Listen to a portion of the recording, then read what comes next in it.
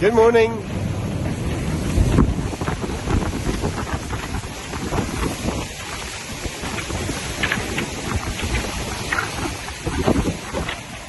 Not going to cry victory just yet, but a little one, just a little one. Got to get to Les Sables, but it feels good. Isn't that beautiful?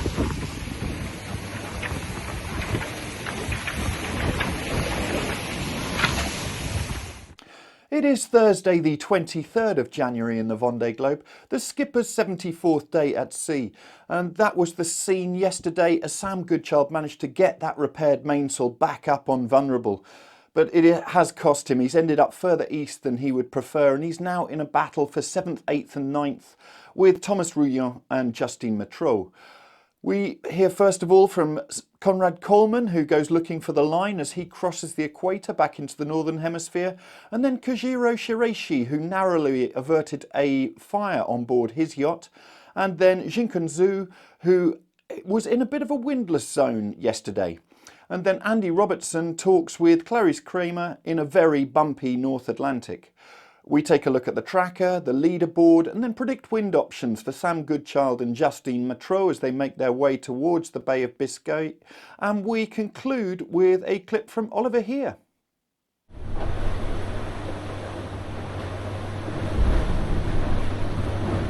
Boom! Northern Hemisphere.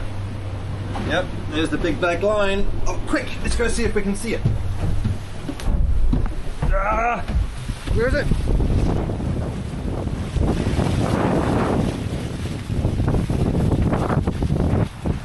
Every time I miss the black line. I've never seen the equator.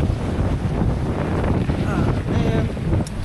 Well, I missed the black line for the equator again, but I did not miss the good weather. Look at this. It's beautiful out here. Code 0 on a reach, little puffy trade wind clouds. Up to weather, we've got a little bit of activity, but so far so good for this whole doldrums crossing. Waiting for the wind to shift from the southeast to east, and then I'll know that I'm through the doldrums and this area of convergence when I get a northeasterly wind. So that's what I'm waiting on for the moment. But in the meantime, I'm making some coffee, and for that we need the good stuff. L'Atelier de Lorient is the best coffee roasting in, well, certainly in Lorient, possibly Brittany, and certainly one of the top ones in France. And Christophe and his team make spectacular coffee. So even though I'm out here in the middle of nowhere, I've still got, well, it's not really freshly roasted anymore, but at least proper coffee, none of this instant stuff. But hang on, I'm in the middle of the ocean, so where does the water come from? Good question, I hear you ask.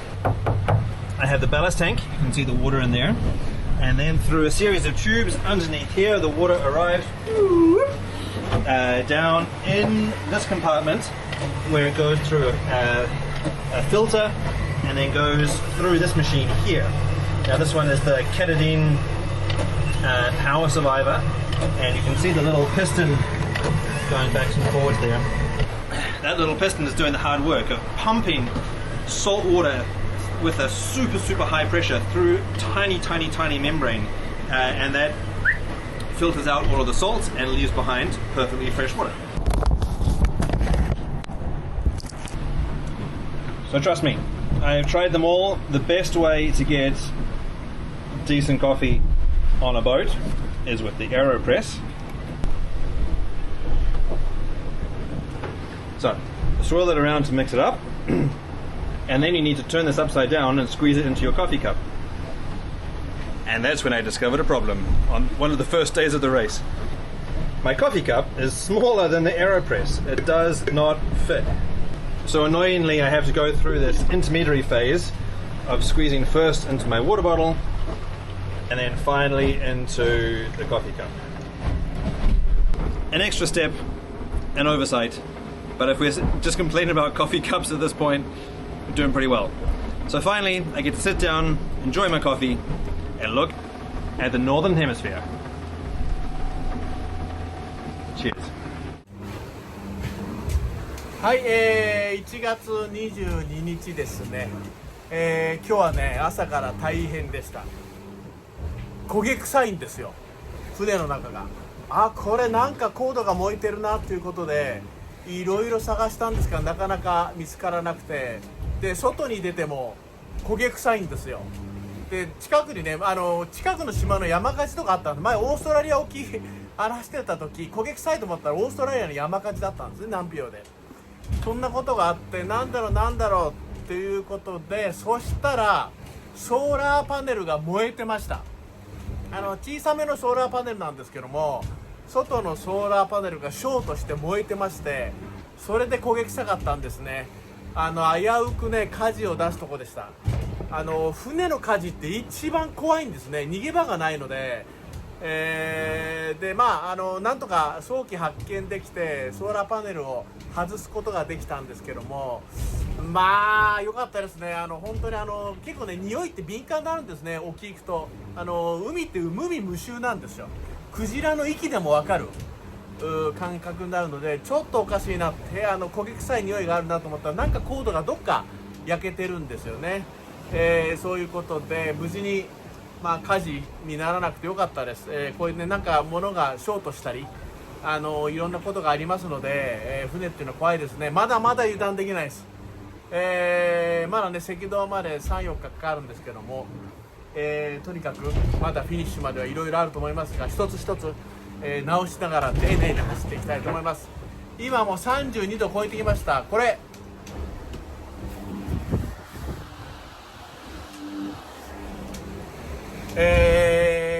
ゴールドウィンヘリーハンス日本のヘリーハンセンに空調服作ってもらいました。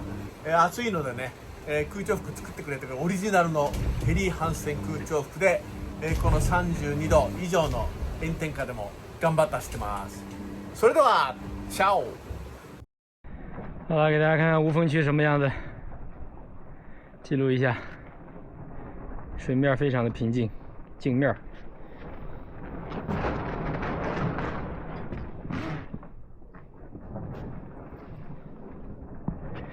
这是这个海水太漂亮了，真的，你看都有一种想跳下去的感觉。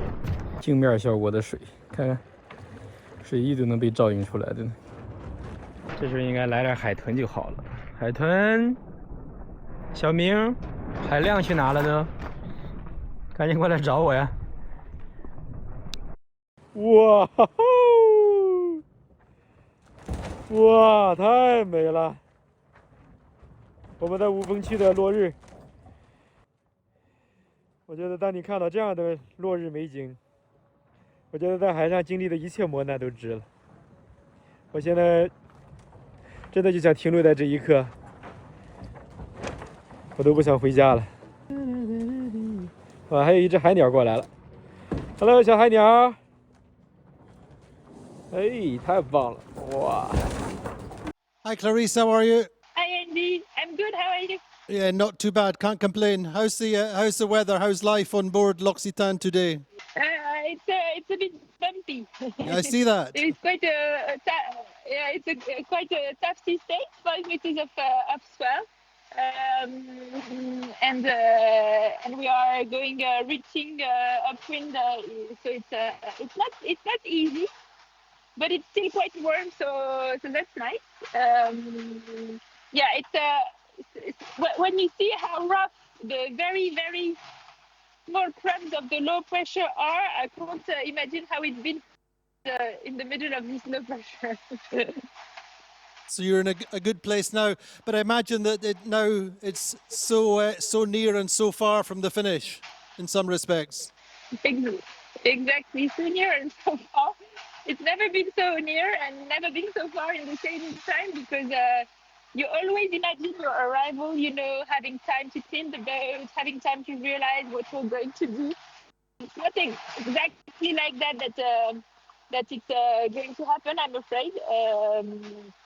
It's going to be quite rough just until the end. So with so many systems to cross and so many things to do, that at least it goes fast. You're never bored.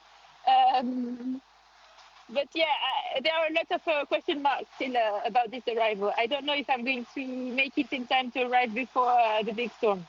What's your strategy then? Your philosophy in terms of how hard you push? Well, I'm trying to push as hard as I can, as long as the boat is okay. So in 5 minutes of first swell, you're just doing what you can. So yeah, I'm going to push as hard as I can, and if I have to slow down at some point to let the low pressure go ahead of me, I will. But it's not the time to do that yet. I have to try. I'm still trying at the moment. I still have hope. On the tracker, we can see Jérémie Beyou is in the Bay of Biscay and has just over 300 nautical miles to make it to Les Sables d'Olonne and the finish line in fourth. And then we've got Paul Milhat and Nico Lundven, who are just making their way towards Biscay right now and are just going to be reaching on Port Jibe. Then if we take a look a little bit further south, we can see that while on the leaderboard there we can see Sam Goodchild is in 7th place. He's tucked under that Portuguese coast in lighter winds after the work he's had to do on his mainsail. And so it looks highly likely that both Justine Mettraux and Thomas Rouillon will overtake him. I would say at the moment probably, while it says just due to distance from Les Sables d'Olonne that Thomas Rouillon is ahead of Justine Mettraux, I would say that is most likely the other way round. In the battle for 10th place, we can see that Benjamin Dutroux is around 50 nautical miles ahead of Clarisse Crémer as they go past the island of Madeira. And in between Madeira and the Canary Islands, we have got Sam Davis, who is around 200 nautical miles further back. And then around 150 nautical miles behind Sam is Boris Herman. In 14th, Roman Atanasio is approaching the latitude of the Cape Verde Islands, and behind him we can see that Damien Seguin is currently the leading daggerboard boat in 16th. And we talked a little bit just about the group who've crossed the equator as to whether west or east was going to pay off, and we can see that Conrad Colman has pulled slightly ahead of Jean Le Cam in the battle of 21st and 22nd place. Guirec Saudet should be the next to cross the equator, and then there's a tightly bunched group of 5 boats which includes Kojiro Shiraishi, who we heard from earlier, as well as Violet d'Orange. And in 29th place we can see Antoine Cornic, who's made some big gains over both Jungkun Xu, who we heard from earlier in that windless zone, and Oliver Heer, who we'll hear from shortly. On the leaderboard at 0600 hours UTC, we can see it's now over 6 days since the podium finishers got into Les Sables d'Olonne. Jérémie Beyou, the next come in, should be either this evening or early tomorrow morning that he makes it to the finish line. Then Paul Milhat, Nico Lundven, Sam Goodchild, Thomas Rouillon, Justine Mettraux and Benjamin Dutroux make up the top 10. For Sam Goodchild, the PredictWind routing options are showing first of all getting away from that Portuguese coast and then hooking into a band of strong wind across the Bay of Biscay to Les Sables d'Olonne. Sailworld.com's New Zealand editor Richard Gladwell also did the routing options for Justine Mettraux, and it looks a lot simpler for her, and she should come in to finish either late on Friday evening or early on Saturday morning. Well, I got some good news and some bad news to share with you. The good news is it's finally warmed up properly. It's about 25 degrees on the boat, so shorts and t-shirt sailing, which is really, really nice. Conditions are beautiful, and I'm finally back in some wind. I'm sailing at about 8-9 knots upwind. Unfortunately, on my port tack still. Meaning I can't use my keel, but that's life.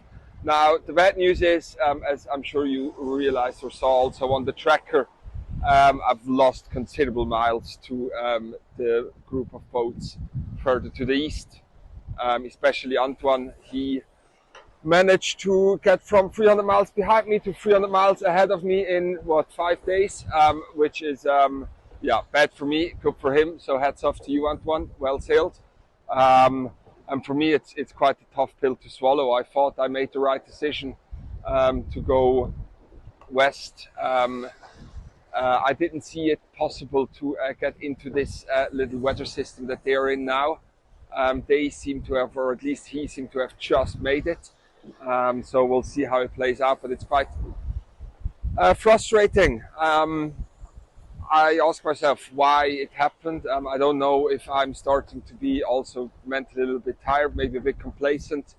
I maybe also haven't fully studied the weather systems in the South Atlantic ahead of the race. This part of the race is much more complex than I anticipated it to be. So that's definitely a learning for next time I'm down here, hopefully in 4 years' time in the Vendée 28.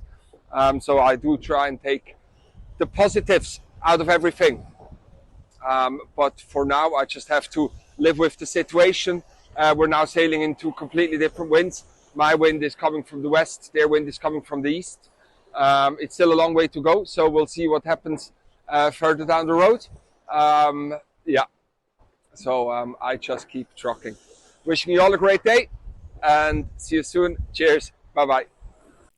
Thank you for watching today. If you haven't already, take a look at our interview with Pip Heer that we took during our time in Dusseldorf. And do subscribe to our channel using the button down here, and take a look at sailworld.com and yachtsandyachting.com for all the latest news in the world of sailing.